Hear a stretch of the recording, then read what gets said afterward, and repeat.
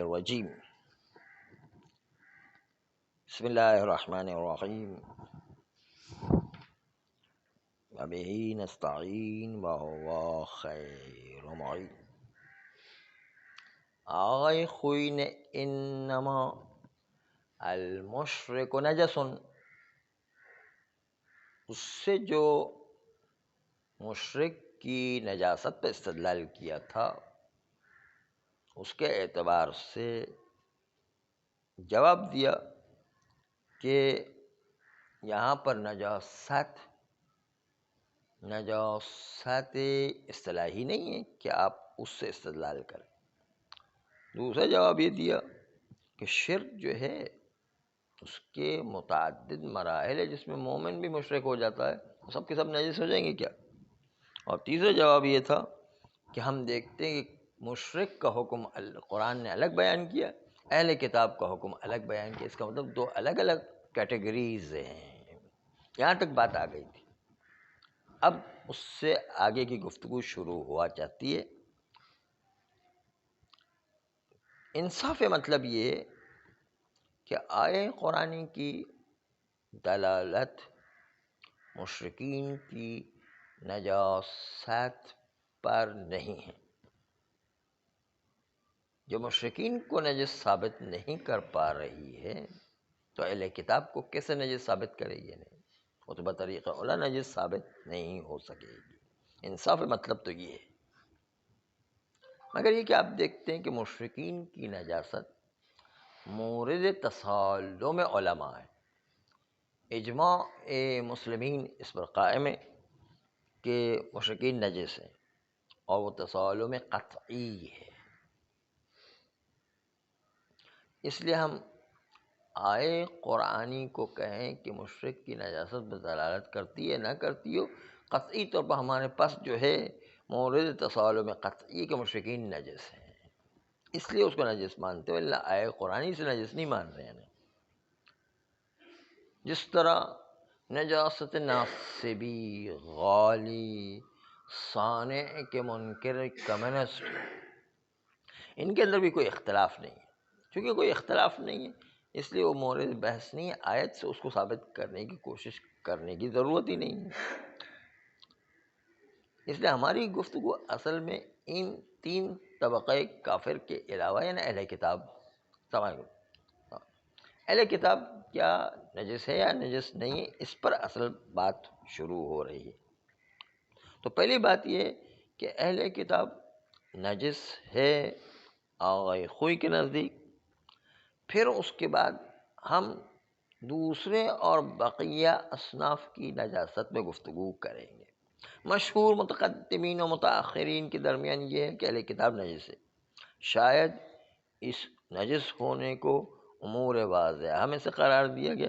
حتیٰ بعض لوگوں نے، جیسے کہ مصباح الفقہا نے یہ کہا ہے کہ انہوں نے اس اہل کتاب کی نجاست کو بدیہیات میں سے رکھا ہے اور کہا ہے کہ اہل کتاب کی نجاست میں گفتگو کرنا تضییع وقت اور اپنے عمر عزیز کو ضائع کرنا ہے. وہ تو یوں کہتے ہیں بدیہیات میں سے ہے نجس ہونا اہل کتاب کا. لیکن بعض لوگوں نے مخالفت کی ہے اور کہا کہ نہیں، متقدمین میں سے اور جملہ محققین متاخرین میں سے کچھ لوگوں نے کہا کہ نہیں، اہل کتاب پاک ہیں. جہاں پر وہ اہل کتاب کے پاک ہونے کے لیے وہ دلیل روایات کا سہارا لیتے ہیں. اس لیے آپ کے لیے سب سے بہترین رائے کہ ان ادلہ اور ان روایات کو دیکھیں کہ جس سے نجاست کی بو آتی ہے اور جس سے طہارت کا معنی نکلتا ہے. دونوں قسم کی روایت کو آپ ملاحظہ فرمائیں. فرماتے ہیں ہم اولاً تو ان اخبار کو نقل کریں گے جو نجاست پر دلالت کرتی ہے، پھر اس کے بعد طہارت والی روایتوں کا ذکر کریں گے، ان کو بھی آپ ملاحظہ کریں. پھر دونوں کے درمیان نتیجہ نکالیں کہ کون سی روایت طاقتور ہے کہ جس سے ہم نجاست اہل کتاب کا فیصلہ کریں گے یا طہارت اہل کتاب کا فیصلہ کریں گے. اولاً شروع کریں وہ اخبار کہ جس کے ذریعے سے اہل کتاب کی نجاست پر استدلال کیا گیا ہے. پھر اس کے بعد باقی اخبار طہارت کو ذکر کریں گے تاکہ دیکھا جائے کہ ان میں دونوں میں ترجیح کن دونوں کو مقام تعارض میں ترجیح کس کو دیا جائے۔ منہا انہی روایات نجاست میں سے ایک حسنۃ سعید العرج، سعید جن کا لقب اعرج تھا اس کی حسنہ روایت ہے۔ سألت ابا عبداللہ علیہ السلام، میں نے امام صادق علیہ السلام سے سوال کیا، ان سؤر الیہودی، یہودی کے جھوٹے کے بارے میں، والنصرانی، اور نصرانی کے جھوٹے ہونے پر سوال کیا۔ فقال لا، تو امام علیہ السلام نے کہا کہ نہیں، اس کو استعمال نہیں کریں، وہ جو ہے صحیح نہیں ہے۔ ولا اشکال فی سندھا، یہ روایت جو اس کی سند میں کوئی اشکال نہیں ہے، جس طرح سے اس کی دلالت تام ہے اس کی سند بھی تام ہے، دونوں تام ہیں، اس لیے یہ نجاست پر دلالت کر رہی ہے۔ آئیے اسی پر گفتگو کرتے ہیں کہ دلالت کیوں تام ہے۔ کہ تو اس لیے کہ ظاہر سوال یہودی کا جھوٹا، نصرانی کا جھوٹا، اس سے مراد یہ ہے کہ بقیہ حیوانات سے جب سوال کیا گیا تو اس کا مطلب یہ کہ اس کے اندر سائر تصرفات شامل ہوا کرتے، یعنی وہ باقی حیوانات کو ہاتھ لگائیں، اس کو کھانے میں جو اس کا جو ہے کوئی تھوک گر جائے یا کوئی گیلا لگ جائے، کپڑے پر لگ جائے، بدن پر لگ جائے، سارے تصرفات شمار ہوا کرتے ہیں۔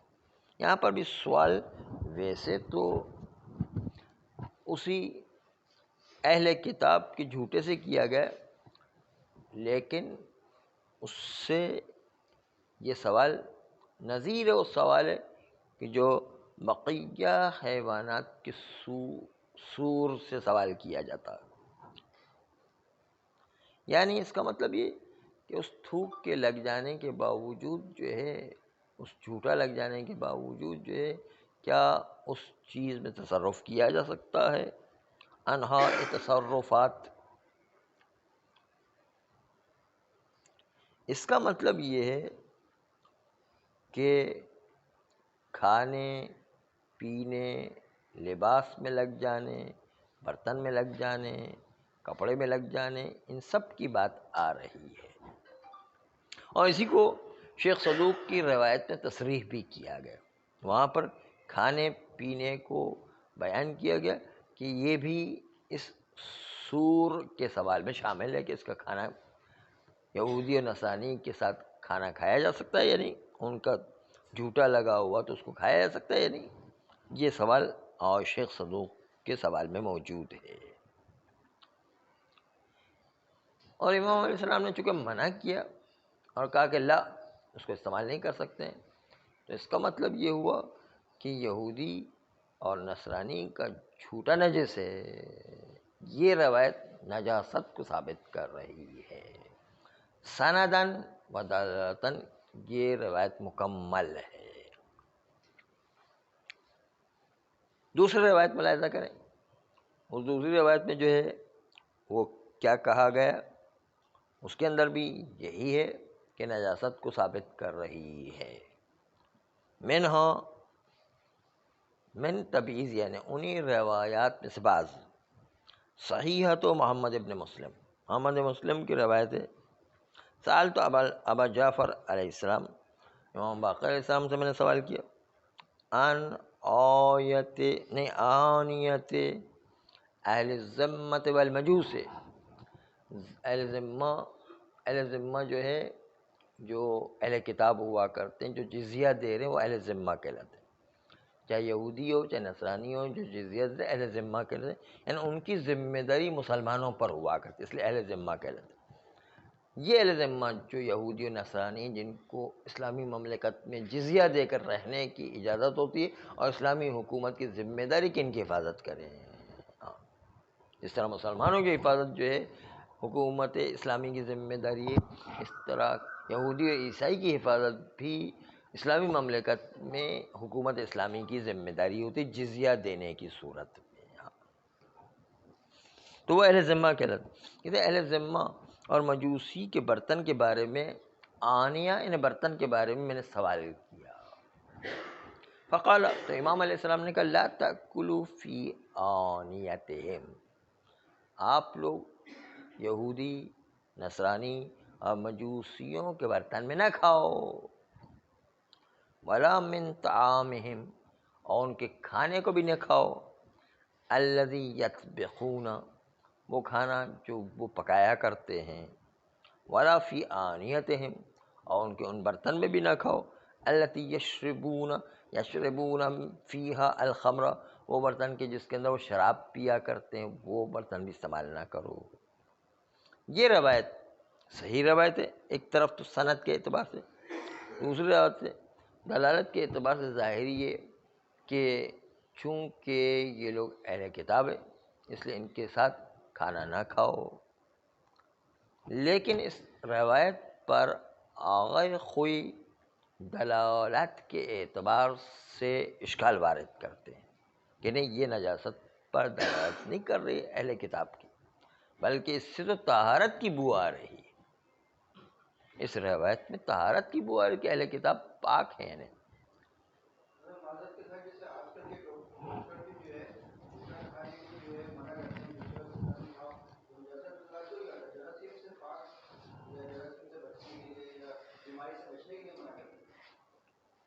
اس کے مقابل میں ہمارے پاس روایت سؤر المؤمن شفاء، کہ مومن کا جھوٹا کھانا شفا کا باعث ہے. بلکہ کہتے ہیں کہ بعض روایت میں 70 بیماریوں کا علاج ہے خود یہ.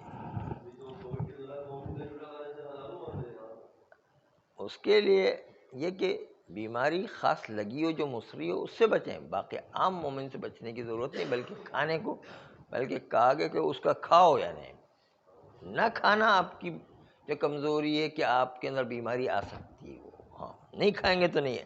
اس لیے کہتے ہیں نیاز چکھیں ضرور، نیاز کے اندر شفا ہے. یعنی قسم کے نیاز میں چونکہ اہل بیت توسل جسمانی روحانی دونوں شفا ہے. اور یہ جو ہے سور المومن، مومن کا جھوٹا، اس میں اللہ نے ایسے جراثیم رکھے جو بیماریوں کے جراثیم کو ختم کر دیتے ہیں.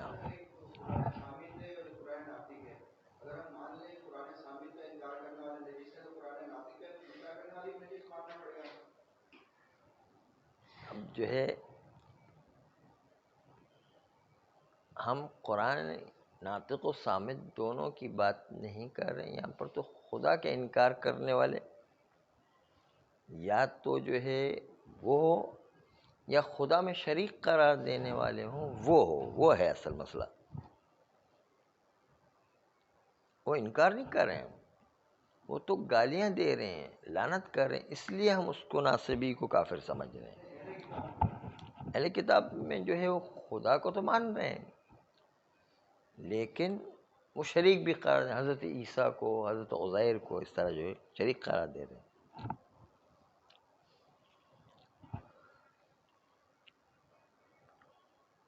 فرماتے ہیں آخوئی کہ نہیں، یہ جو ہے استدلال درست نہیں، کیونکہ اس روایت کی دلالت اس بات پر ہے کہ اہل کتاب کو پاک ماننا چاہیے. پاک ہونا زیادہ ظاہر ہو رہا ہے اس روایت سے، اس کی نسبت کی یہ روایت جو نجاست پر دلالت کرے. پاکیزگی اس روایت میں اہل کتاب کی زیادہ ظاہر ہو رہی ہے. کیوں؟ دو وجہ ہے. قرینہ موجود ہے یہاں پر کہ جو بتا رہے کہ جو ہے اس کی وجہ سے ان کو پاک مانا جائے. پہلا قرینہ جو ہے آپ کے سامنے پیش کر رہے ہیں کہ اگر یہ اہل کتاب نجس تھے تو ان سے اجتناب کا حکم مطلقاً آنا چاہیے تھا. تمام ان کے برتن سے اجتناب کرنا چاہیے، حتیٰ یہ کہ پانی کے برتن سے بھی اجتناب کرنا چاہیے. یہ ہونا چاہیے تھا. تو پھر امام علیہ السلام نے برتن کو قید کیوں کیا کہ جس میں وہ شراب پیتے ہیں اس برتن سے اجتناب کرو. اگر وہ نجس تھے تو نجس تھے تو چاہے شراب پیے یا پانی پیے سب سے اجتناب کرنا چاہیے. امام علیہ السلام نے کیوں کہا کہ شراب جس میں پیتے اس برتن سے اجتناب کرو؟ اس کا مطلب سارے برتن نجس نہیں ہوئے، خالی شراب کا برتن نجس ہوا ہے، باقی برتن کو آپ استعمال کرنے کے لیے امام نے منع نہیں کیا ہے. جبکہ منع نہیں کر رہے، اگر یہ نجس تھے تو سارے برتن کو استعمال کرنا منع ہونا چاہیے تھا، جبکہ سارے برتن کا منع نہیں کیا، صرف شراب والے برتن کو منع کیا امام علیہ السلام. ایک نقطہ تو یہ ہے، امام علیہ السلام جو ہے سب برتنوں کو کیوں منع نہیں کر رہے، خالی اس برتن کو کیوں منع کر رہے ہیں. پھر دوسرا جملہ امام علیہ السلام کا، اس کھانے کو بھی استعمال نہ کرو جس کھانے کو وہ پکانے کا کام انجام دیتے ہیں. کھانے کو کسی برتن میں پکانے کا کام انجام دیتے ہیں، اس برتن کو بھی استعمال نہ کرو. اس میں بھی مسئلہ یہی ہے کہ یہاں پر نجاست کو اہل کتاب کی کلی طور پر ظاہر نہیں ہو رہی، صرف جس میں کھانا پکایا جا رہا ہے اس کھانے سے اجتناب کرے.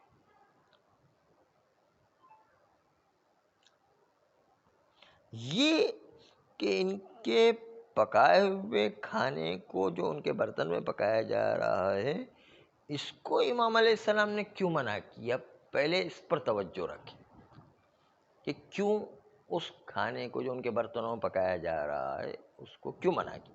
اس کی دو میں سے کوئی ایک وجہ ہو سکتی، کھانے کو کیوں منع کیا.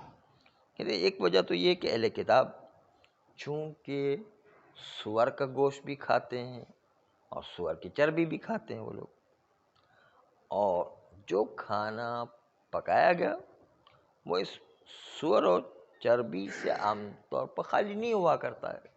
وہ برتن جو ہے اس میں سور کا گوشت اور سور کی چربی عام طور پر ہوا کرتی ہے،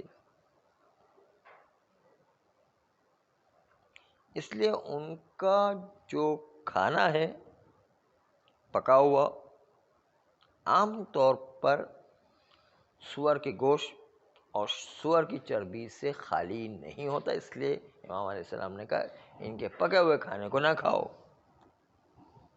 ایک وجہ تو یہ ہو سکتی ہے. دوسری وجہ یہ ہو سکتی ہے کہ ان کا جو برتن ہے یہ عام طور پر نجس ہوا کرتا ہے، کیونکہ اس برتنوں میں سور کے گوشت کو یا باقی اور نجاسات کو رکھ کے پکایا گیا ہوتا ہے. مثلاً وہ کھانے میں تھوڑی سی شراب ملا دے تو ہم تھوڑی کوئی دیکھ رہے ہیں، ہمارے نزدیک تو شراب بھی نجس ہے، سور بھی نجس ہے، کیا کریں. ان کے نزدیک تو شراب بھی جائز ہے، ان کے نزدیک جو ہے وہ سور بھی جائز ہے.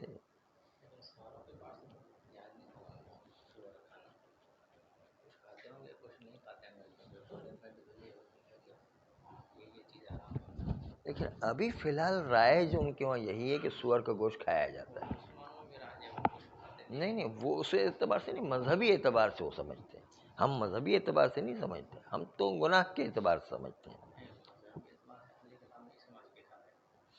مذہبی اعتبار سے کھاتے ہیں. وہ کہتے ہیں کہ بھائی شرع ہمارے وہاں جو ہے سور بھی جائز ہے، ہمارے شراب بھی جائز ہے. وہ یوں کہتے ہیں. نہیں ان کی کتابوں میں بہت ساری باتیں لکھی ہوتی ہیں، لیکن اس کو سمجھ کے استدلال کر کے فتویٰ دینا ایک الگ بات. تو ان کے مجتہدین کی کتاب اصول کافی میں سے جو ہے دشمن نکال کر کے بہت ساری باتیں پیش کرتا ہے جو ہمارے جو عقیدے کے بالکل خلاف ہے. تو کتاب معیار نہیں ہوتا ہے، وہ جو فتویٰ ہے ان کا علماء کا اور مراجع کا اس کو دیکھا جاتا ہے کہ فتویٰ کیا ہے. فتویٰ اس وقت ان کا جو ہے یہی ہے کہ وہ شراب کو اور سور کو حرام نہیں سمجھتے ہیں، وہ حلال سمجھتے ہیں.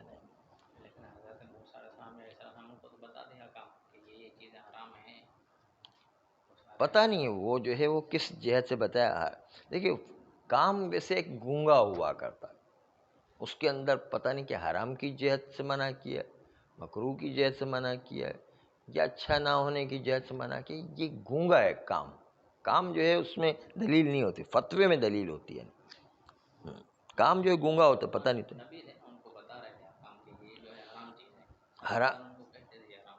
حرام اول تو جو ہے پتہ نہیں حرام کو منع کیا ہو، یہ ایک بات ہے. نہیں میں جو ہے مکروہ کا بھی احتمال ہے، نہیں میں مکروہ کا بھی احتمال ہے. دوسری بات یہ کہ کتاب کی بات، وہ کتاب میں تو بہت ساری باتیں ہیں، ہمارے پاس تو اصول فقہ میں بہت ساری روایات ہیں، ہم اس سے تو کوئی دلیل نہیں لا سکتے ہیں.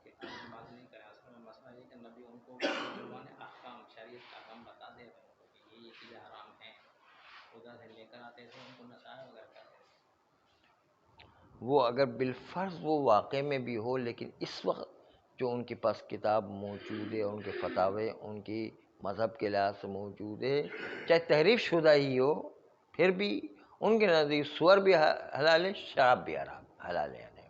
اب ابھی کو دیکھنا ہے نا، ابھی کیا صورتحال ہے وہ دیکھنا ہے نا. اس لیے ابھی صورتحال یہ کہ وہ حلال سمجھ کے کھا رہے ہیں.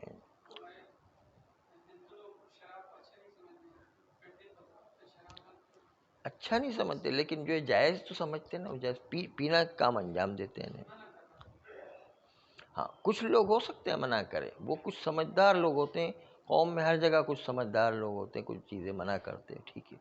لیکن عمومی طور پر وہ لوگ اپنی طرف سے سمجھتے کہ جائز ہے. پوری قوم میں عیسائیت کو آپ پوچھیں کہ آپ کے لیے سور جائز ہے یا نہیں، سب کہیں گے ہاں جائز ہے، کوئی منع نہیں کرے گا. جبکہ ہمارے مسلمانوں کے ہم پوچھیں تو سب کہیں گے حرام ہے. یہ اس طرح کی صورتحال ہے. فرماتے ہیں کہ جب کسی برتن میں کھانا پکایا جاتا ہے تو کھانا سور کا گوشت یا کوئی اور نجاست مثلا شراب کو ملا کر کے پکایا جاتا ہے کہ نہیں، کیونکہ وہ دوسری نجاست سے بھی اجتناب نہیں کرتے، سور کے گوشت کی نجاست سے بھی اجتناب نہیں کرتے ہیں. جب سور کی وجہ سے اندر کا برتن نجس ہو گیا تو وہ دھونے سے پاک نہیں ہوگا، اس کو تو مانجنا پڑتا ہے، 7 مرتبہ دھونا پڑتا ہے. مثلا ایسا دھونا کہ جو مطہر ہو شرعی طریقے سے، وہ وارد نہیں ہوا کرتا اس برتن میں جو سور کا گوشت پکایا گیا ہے. وہ لوگ صرف ظاہری گندگی کو دور کر دیا کرتے ہیں، اما شرعی طہارت کو لے کر نہیں آتے ہیں. اس لیے ان کی طہارت ہماری شرعی طہارت کے لیے کفایت نہیں کرتی ہے. اس لیے جو کھانا بھی اس میں پکے گا وہ نجس کھانا ہوگا. اسی لیے امام علیہ السلام نے ان کے پکے ہوئے کھانے کو منع کیا. اور ممکن ہے کہ وہاں پر کوئی اور وجہ بھی ہو کہ جس کی وجہ سے امام علیہ السلام نے منع کیا ہو، لیکن ہم فی الحال اس وجہ کو درک نہ کر پا رہے ہوں. بس خلاصہ یہ کہ جب پکے ہوئے کھانے کو منع کیا، شراب کے برتن سے منع کیا، مخصوص چیزوں سے منع کیا، اس سے خود اہل کتاب کی نجاست کہاں ثابت ہوتی؟ ہو سکتا ہے شراب کی وجہ سے منع کیا ہو سکتا ہے سور کی وجہ سے منع کیا ہو، خود اہل کتاب کی نجاست کہاں ثابت ہوئی؟ اس سے تو الٹا اہل کتاب کی نجاست کے وجہ پاکیزگی ثابت ہو رہی کہ باقی چیزوں کا اجتناب کرنے کے لیے نہیں کہا. اس کا مطلب ہے کہ اہل کتاب پاک تھے تو باقی چیزوں سے اجتناب کرنے کی جو ہے امام علیہ السلام نے ہدایت نہیں فرمائی.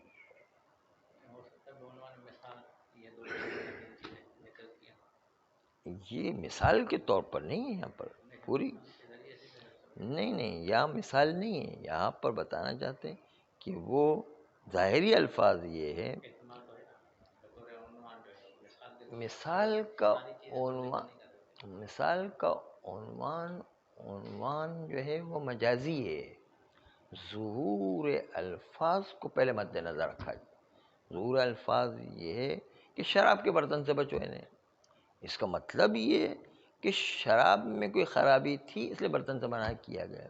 ظاہر معنی یہ ہے، خالی شراب کو مثال کے طور پر نہیں کہا گیا کہ شراب کے برتن سے مثلاً بچو یا وہ سور والے گوشت والے برتن سے بچو.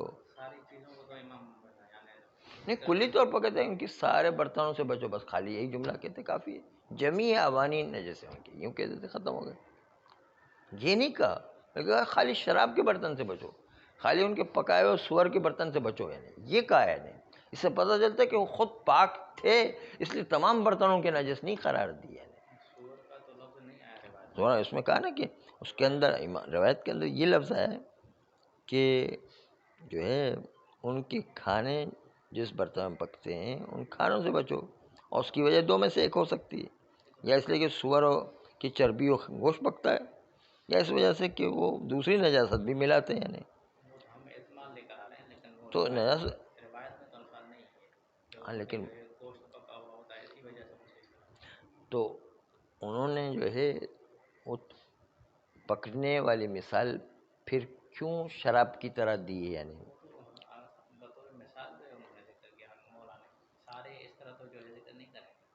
مثال ظاہر نہیں ہو رہی ہے، ظہور الفاظ ہے کہ ان برتنوں سے بچو کہ جس کے اندر شراب ہو. آپ دیکھیں، یعنی یوں کہا گیا کہ شراب کے برتن سے بچو. اب اس سے کیا آپ لیں گے؟ خالی مثال کہی گئی ہے. شراب سے کے برتن سے بچو، اس سے مطلب ہے خود شراب کے برتن کا ظہور یہ کہ شراب کے برتن میں کوئی خرابی تھی اس لیے اس کو بچو. یہ ظاہر ہو رہا ہے. ہاں تو یہ، ہاں تو طعام ایک الگ چیز ہے اور جو ہے شراب الگ چیز ہے، دو الگ. ہاں تو ہم بھی تو کہہ رہے ہیں نجاست کی وجہ سے، یہ جو ہے وہ شراب کی نجاست تھی اور وہ سور کے گوشت کی نجاست تھی، اس لیے امام علیہ السلام نے کھانے میں عام طور پر یہی ہوتا ہے کہ شراب جو ہے اس کے مقابل میں جو ہے سور کا گوشت استعمال کرتے ہو. نہیں ہے، لیکن وہ عام طور پر جو پکاتے ہیں وہ خود ایک ارتکازی قرینہ موجود ہے. یعنی ارتکازی قرینہ جو ہے کفایت کرتا ہے، یعنی اس کے بغیر تو پکاتے ہی نہیں ہے. آپ عیسائیوں کے گھر میں چلے جائیں، جس طرح ہم بکرے کا اور جو ہے گائے کا گوشت کھاتے ہیں، وہ اسی طرح سور کا گوشت بھی استعمال کرتے ہیں، بالکل اسی طرح.